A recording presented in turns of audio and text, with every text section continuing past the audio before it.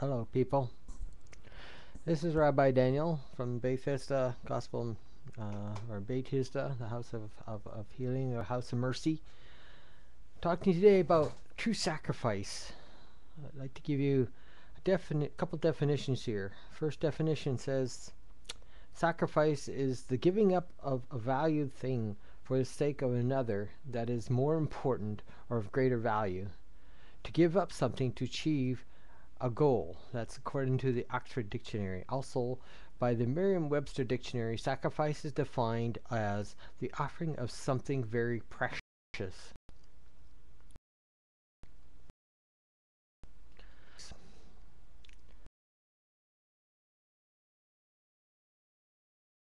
Sin left our relationship between God and man stuck in the mud.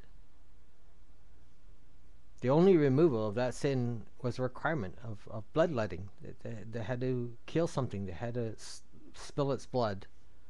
So death was the only solution and the only resolution to sin. What a dilemma. How then can blood be shed without taking a human life? Abraham prophesied, God will provide that answer. When it came his time to let down his guard to offer up his firstborn son, he knew that the ultimate price would have to be, and he said in Genesis 22 verse 8, God will provide.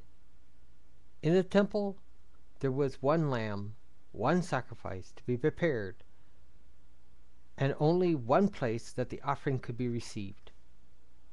Several sacrifices were introduced for different purposes within the histories of the Judeo world. But these were just only tokens, signs, symbols, or evidence of sacrifice. They weren't the true sacrifice. Only God needed something more than a mere token. Real problems require real solutions, not just tokens of solutions. Change is done by real actions, not just mouthing of words. So enter Yeshua, teaching a more corrective doctrine and setting a course for a new life. He willingly laid his life down. It is written of him in John chapter 15 verse 13, no greater love has this than a man will lay down his life for his friends. He called us his friends. He went beyond brothers. He went beyond our cultural or physical identities. He called us his friends. There should have been a void between us and the Hamashiach. There should have been a wall that we should not even have come close. And yet he came. He came regardless of whether you were Jewish. He came regardless that you were Goyim. He came regardless whether you were Greek, whether you were a Pharisee, whether you were a rich ruler, or whether you were a pauper.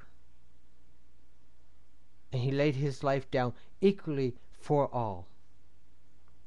When it came to the lost, as you pray, remember that price has already been paid. The most beautiful sacrifice has been made. And to think, the one that sacrificed the most called us his friends. Until next time, this is Rabbi Daniel saying shalom, and may God be with you.